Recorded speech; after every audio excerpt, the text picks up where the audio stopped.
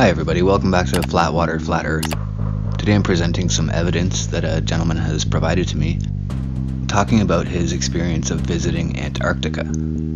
This is not the first time I've received a message like this. I've received a few of them. The last reading that I did of it had a terrible sound quality, so I'm going to reread it and see how it sounds. This gentleman is asking for assistance from material scientists in order to validate a sample that he has kept from his travels. I have seen the ice wall, from email redacted to Flat Water, Flat Earth. Hello, my name is David, and I am a witness to the ice wall. Since the unaltered facts described below could be used to ascertain my identity, I have changed certain details to protect against that danger. My background is a bit unusual. I graduated summa cum laude with degrees in economics and population studies, and later earned a Juris Doctorate from an Ivy League school. So what does one do with that kind of educational hodgepodge? I worked for a Fortune 500 company where I worked on, and later supervised, a team responsible for finding economically viable means to move product to and through some of the world's most remote and inhospitable locations. Some of the drops, as we called them, required creative solutions. Barriers to entry included everything like unreliable transportation channels and personnel, local warlords and pirates, local corruption and legal issues, adverse weather conditions, hazardous terrain, and basically every obstacle that you can imagine. In 2005, still relatively young, and almost 30, and having a taste for adventure, I applied for work at what was advertised to be a minimum 3-year assignment at an Antarctic research post. The job for which I applied was a human resources type job, and they were keen for someone with experience in the shipping industry. It wasn't a terrific fit for my experience and skill set, but it was close enough that I gave it a shot. I didn't hear anything back for 6 months after applying, and almost forgot about the application when I was contacted by someone who identified themselves as being from the US Department of Defense, and asked if I would be interested in consideration for something else. They told me that the work would still be in Antarctica, and that it would be a better match for my skill set. I was interested, so I sent them a packet of information they requested that was the size of a small phone book and submitted to a single-scope background investigation. I was eventually cleared, contracted, and told that I would be support for a team that is searching for microbes in hard-to-reach places.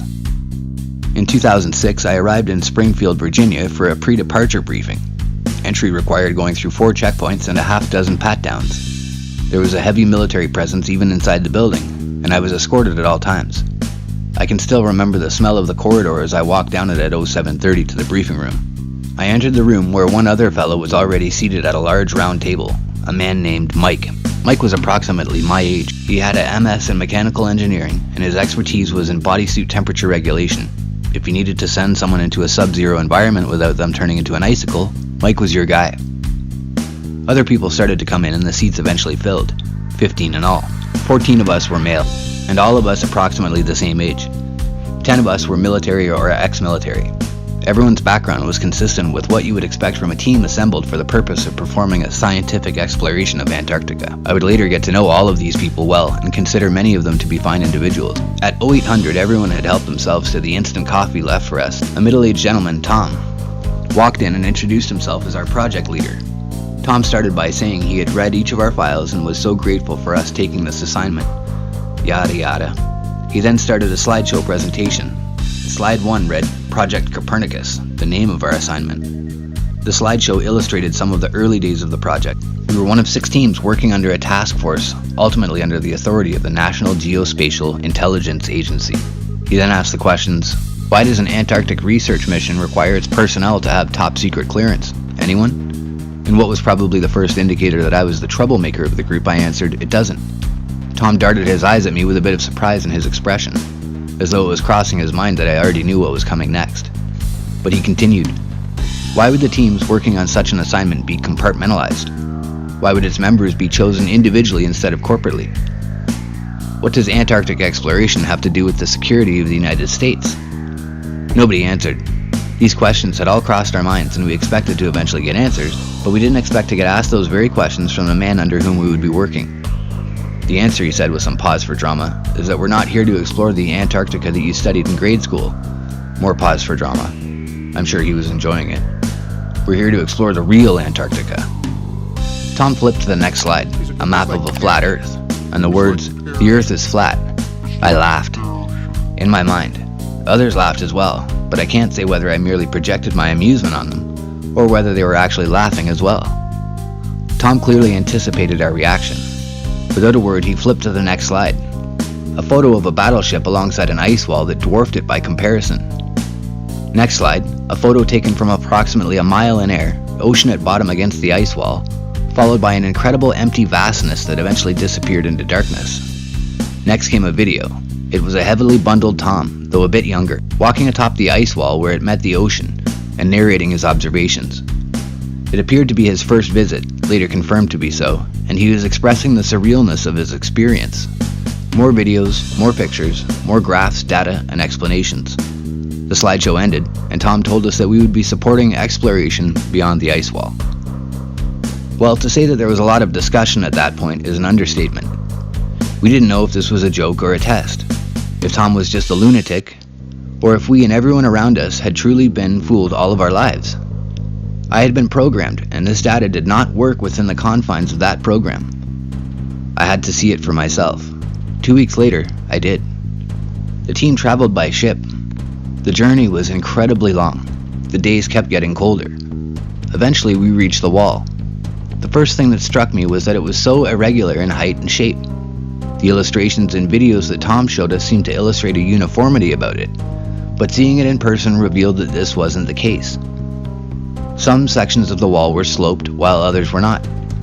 I would describe some areas to be 2 to 3 times the height of the Washington Monument, while others appeared to be much taller than that. On this particular visit, I did not leave the ship and therefore did not see things from atop the wall, but I can confirm that the wall is gigantic and appears almost infinite. This just scratches the surface of my experience and observations. While 99% of my work was performed from behind a desk, I saw things and learned things that would blow your socks off. The first question is whether the Earth is flat. It is. The second question is whether the world as we know it is surrounded by an ice wall. It is. The third question is what is beyond the ice wall. We have a tiny sliver of the answer to that question, and the little bit that we know is astounding. I've kept this to myself long enough. I'm tired of the lies. Mostly I'm tired of seeing the wrong people prosper because of those lies. I need help. I want to get this story out, and I need to do so safely. I'm not keen on being locked away for violating my security clearance.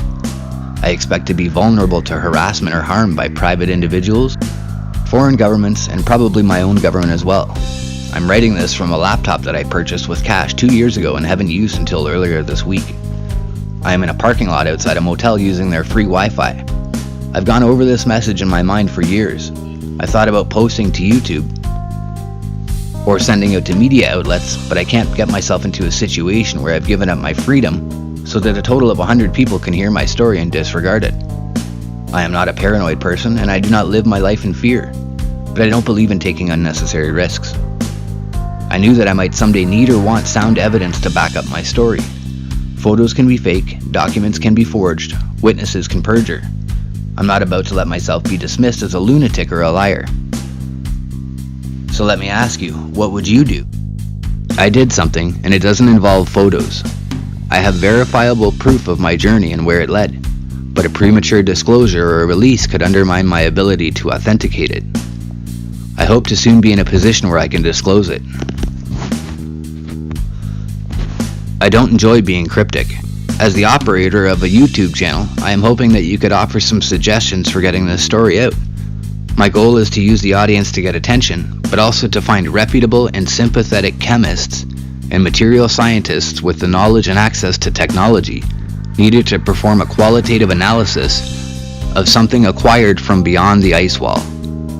Please let me know if you can help. Thank you. David. End of message.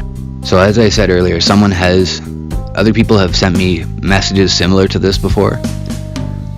When they did that, I didn't take the opportunity to record what they had sent me and keep it for posterity. So this time when this message came in, I thought that I had better keep a copy of it and share it with you guys. There is what David has sent me. I hope this was interesting to you and informative, if nothing else. Thanks for watching, guys.